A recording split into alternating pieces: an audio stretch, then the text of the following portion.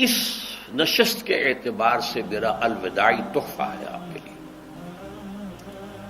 اور وہ یہ کہ میری جو دینی، ملی، تاریخی، سیاسی، عمرانی جو سوچ ہے، جو فکر ہے میرا، جو 50 برس سے زائد عرصے کے مطالعے اور غور و فکر پر مبنی ہے، جس مطالعے میں میری آنکھیں بنیادی طور پر قرآن اور حدیث ہیں، لیکن یہ کہ دنیا کا مشاہدہ، کھول آنکھ، زمین دیکھ، فلک دیکھ، فضا دیکھ، دنیا میں کیا ہو رہا ہے، کیا کیا عوامل ہیں، ماضی کیا تھا، ہم کہاں کھڑے ہیں، اب کہاں جانا ہے، اس پر میری ایک سوچ ہے، میرا فکر ہے۔ پھر یہ کہ ہماری اخروی نجات کا دار و مدار کس چیز پر ہے۔ تاریخ کے بہاؤ کو نہ میں روک سکتا ہوں، نہ آپ روک سکتے ہیں، وہ تو ڈانگ بہتا رہے گا، اور اس کو فیصلہ کرنے والا صرف اللہ ہے۔ کسی فرد بشر کے اختیار میں نہیں ہے کہ وہ تاریخ کے بہاؤ کو موڑ دے۔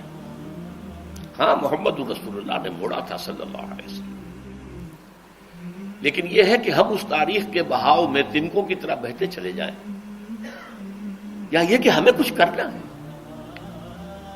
اس اعتبار سے میں اپنے فکر کا خلاصہ آج آپ کی خدمت میں پیش کروں گا، وہ میرا اس سلسلہ اجتماعات کے اعتبار سے الوداعی تحفہ ہوگا۔ اب میں آغاز کر رہا ہوں۔ پہلی بات، اس سبب میں 3 باتیں مجھے کہنی ہیں۔ سب سے پہلی بات یہ کہ زندگی کی سب سے بڑی حقیقت موت ہے۔ ہم بھلائے رکھتے ہیں، اپنے ذہن سے اسے دور رکھتے ہیں، لیکن واقعہ یہ ہے کہ زندگی کی سب سے بڑی حقیقت موت ہے۔ خدا کے منکر پیدا ہوئے ہیں، لیکن موت کا انکار کرنے والا تو کوئی پیدا نہیں ہوا۔ اس لیے میں نے آیت آپ کو سنائی، کل نفس ذائقۃ الموت، ہر سی نفس کو موت کا مزہ چکھنا ہے، ہر جاندار کو موت کا مزہ چکھنا ہے۔ ثم الینا ترجعون، پھر ہماری طرف لوٹا دیے جاؤ۔ تو زندگی کی سب سے اہم حقیقت موت، اور موت کے بعد رجوع الی اللہ، آخرت، یہ سب سے بڑی حقیقت ہے۔ ایک حقیقت سب مانتے ہیں، سب جانتے ہیں، دوسری حقیقت کے اوپر پردہ پڑا۔ میں نے اس اعتبار سے نوٹ کیا، یہ الفاظ قرآن میں 3 مرتبہ ہے، کل نفس ذائقۃ الموت، ہر جاندار کو موت کا مزہ چکھنا ہے۔ انبیاء اس سے مستثنا نہیں رہے، رسول اس سے مستثنا نہیں رہے، اولیاء اللہ مستثنا نہیں رہے۔ وقتی طور پر استثناء حضرت عیسیٰ کا ہے کہ ابھی وہ زندہ ہیں، لیکن عیسیٰ یاتی علیہ الموت، حضور نے فرمایا عیسیٰ پر بھی موت آئے گی، جب دوبارہ آئیں گے، زمین پر اتریں گے، پھر اس کے بعد ان پر موت وارد ہوگی، ان کی نماز جنازہ پڑھی جائے گی، انہیں دفن کیا جائے گا حضور کے پہلو میں، شادی بھی کریں گے، اولاد بھی ہوگی۔ باقی تو یہ ہے کہ کل نفس ذائقۃ الموت، سب کو موت کا مزہ چکھنا ہے۔ عیسیٰ بھی بالآخر اس سے مستثنا نہیں رہیں گے، بلکہ قرآن میں ایک جگہ کہا گیا ہے أَفَإِن مِتَّ فَهُمُ الْخَالِدُونَ، کیا ہے نبی، اگر آپ کا انتقال ہو گیا تو یہ کیا ہمیشہ رہیں گے؟ کون ہے دنیا میں جو ہمیشہ رہے؟ انتقال تو ہونا، آپ کا بھی ہونا ہے۔ إِنَّكَ مَيِّتٌ وَإِنَّهُمْ لَمَيِّتُونَ، یہ تو مختصر ترین الفاظ تھے۔ اس سے آگے بڑھیے، سورہ انبیاء میں فرمایا کل نفس ذائقۃ الموت وَنَبْلُوكُمْ بِالشَّرِّ وَالْخَيْرِ فِتْنَةً وَإِلَيْنَا تُرْجَعُونَ، ہر جاندار کو موت کا مزہ چکھنا ہے، اور اس سے پہلے پہلے ہم تمہیں آزماتے رہیں گے، خیر کے ذریعے بھی، بھلائی دے کر، صحت دے کر، دولت دے کر، اولاد دے کر، شہرت دے کر، اور برائی کے ذریعے سے بھی، تنگ دستی دے کر، بے عزتی دے کر، اہانت دے کر، ذلت دے کر،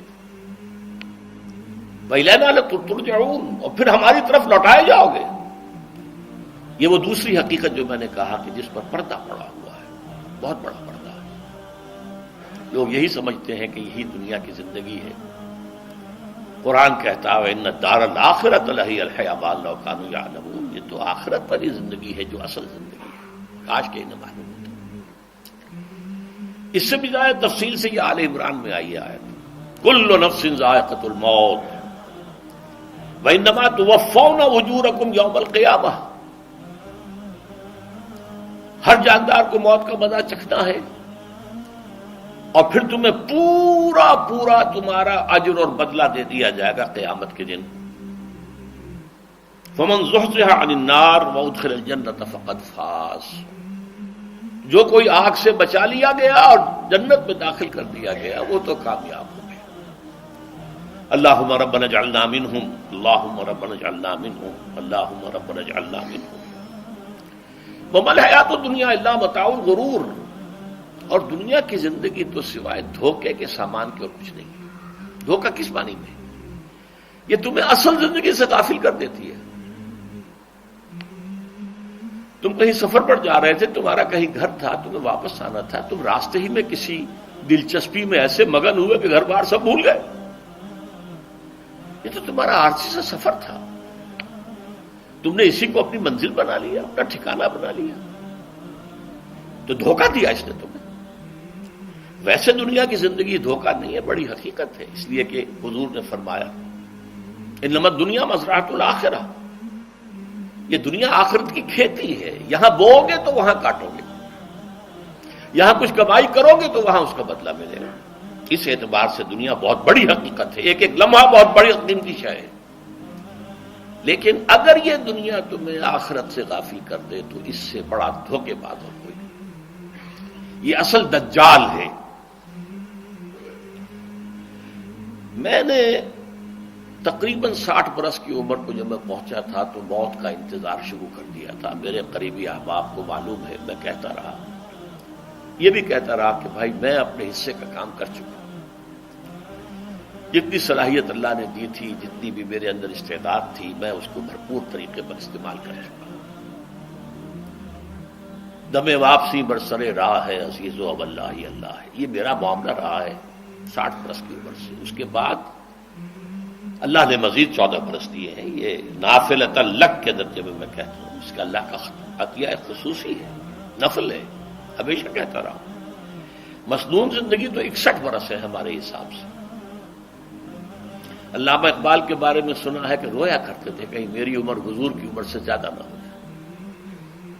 وہ 6 مہینے کم ہی رہی ہے حضور کی عمر سے۔ جو حضور کی عمر تھی وہی حضرت ابو بکر کی، وہی حضرت عمر کی، وہی حضرت علی کی۔ ہاں حضرت عثمان 82 برس کے ہوئے ماشاءاللہ۔ پھر یہاں کے مجددین میں سے وہی عمر حضرت شیخ احمد سرہندی کی، وہی شاہ ولی اللہ دہلوی کی۔ ہاں شیخ عبدالحق محدث دہلوی رحمۃ اللہ علیہ 82 برس کے ہوئے۔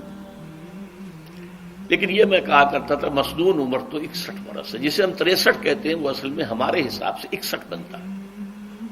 وہ 63 قمری ہے، جو 9 دن کم ہے، قمری سال جو ہے وہ شمسی سال سے۔ بہرحال میں اس وقت سے منتظر تھا، لیکن جو بھی وقت اللہ نے دیا ہے اللہ کا شکر ہے، وہ مفید کاموں میں لگا ہے۔ ان میں خاص طور پر میں سمجھتا ہوں کہ اللہ کا مجھ پر سب سے بڑا احسان، اور مجھ ہی پر نہیں، بہت بڑے پیمانے پر لوگوں پر جو احسان ہوا ہے، وہ میرا 1998 کا دورہ ترجمہ قرآن ہے جو کراچی میں ہوا تھا۔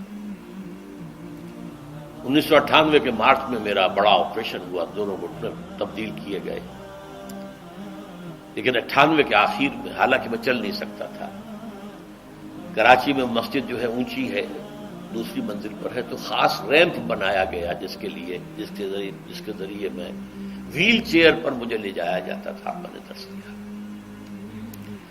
اس درس کی گزشتہ چند سالوں سے پوری دنیا میں جو گونج ہوئی ہے اللہ کے فضل و کرم سے، اللہ کی کوئی حکمت خداوندی اس کے ساتھ وابستہ ہے۔ اس میں میرے کسی کام کو دخل نہیں ہے، میری کسی کوشش کو دخل نہیں ہے۔ میں نے تو جو درس میں دیتا آ رہا تھا سن 85 سے دورہ ترجمہ قرآن، البتہ یہ بات ضرور ہے کہ میں نے محسوس کیا تھا کہ سن 98 کے اس درس میں دورہ ترجمہ قرآن کے مجھے خصوصی انشراح حاصل تھا۔ میری ساری گفتگو کا حاصل کیا ہے؟ دیکھیے، نظریاتی تحریکوں کا تعلق اشخاص سے نہیں ہوتا، ٹھیک ہے، کوئی اس کا داعی ہوتا ہے، کوئی اس کا مؤسس ہو جاتا ہے، کوئی اس کا آغاز کرنے والا ہوتا ہے، لیکن نظریاتی تحریک افراد سے وابستہ نہیں ہوتی۔ افراد آتے چلے جاتے ہیں اپنا اپنا حصے کا کام کر کے، جس کو جتنا مقدر ہے، جس کی جتنی اللہ تعالیٰ کی طرف سے توفیق ہے، وہ اپنا کام کرے گا، چلا جائے گا۔ یہ چمن یوں ہی رہے گا اور ہزاروں جانور اپنی اپنی بولیاں سب بول کر اڑ جائیں گے۔ مبارک ہیں وہ لوگ جنہیں قرآن کی بولی بولنا نصیب ہو جائے۔ وَإِنْ يَحْسَبُ أَنِّي مِنْهُمْ، مجھے گمان ہے، اللہ کا فضل ہے کہ میں ان میں سے ہوں، میں نے قرآن کی بولی بولی ہے، اور قرآن مجید کو جیسا کہ وہ ہے ایز اٹ از،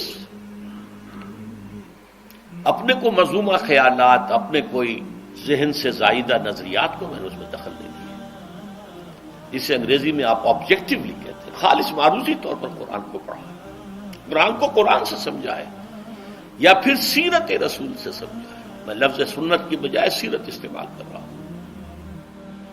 قرآن مجسم حضور تھے صلی اللہ علیہ وسلم، اور حضور کی سیرت اور حیات جو ہے وہ قرآن مجید کی اصل تفسیر ہے۔